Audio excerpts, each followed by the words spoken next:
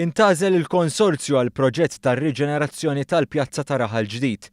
Dan wara proċess ta' tendering fejn b'kollox tefgħu l-offerta tagħhom 8 kuntratturi.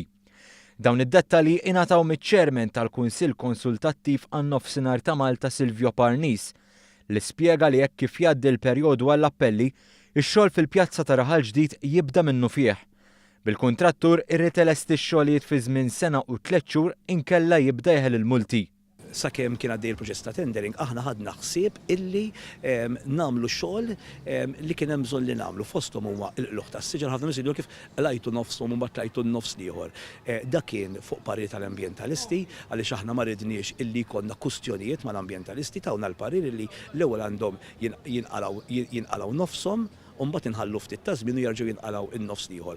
B'hekk aħna s-siġar kollha li nqalgħu minn Raħal ġdid tpoġġew Raħal ġdid u illum il-ġurnata nistgħu ngħidu li kollha reġgħu ħadu mill-ġdid. Hemm id-daħla taċ-ċimiterju u fil-ġnien il-Mediterran. B'investiment ta' 3 miljun euro, il-proġett f'Raħal ġdid se joffri spazji pubbliċi u joħloq aktar opportunitajiet tax-xogħol fin-naħa ta' isfel ta' Malta.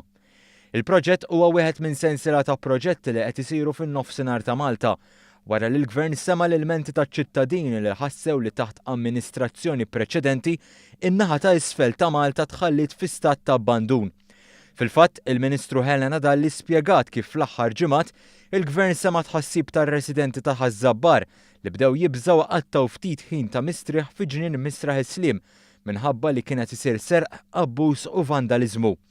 Għaldaqstant ġew installati numru ta' kameras tas-sigurtà biex apparti li tnaffar il-kriminalità jekk din isseħħ, il-pulizija tkun tista' tagħmel ix-xogħol investigattiv tagħha. Barra minn hekk twaħlet ukoll sistema ta' Wi-Fi. Il-Ministru għad-Dialogu Soċjali u l-Affarijiet tal-Konsumatur Helena Dalli spjegat kif dawn il-proġetti żgħar jagħmlu differenza kbira fil-ħajja taċ-ċittadini. Huwa importanti illi nżommu dan il-kuntatt il-ħin kollu ma' nies ħalli nisimgħu il-bżonnijiet tagħhom u aħna permezz tal-Kunsill tas-Sawt stajna nindirizzaw dawn il-problemi.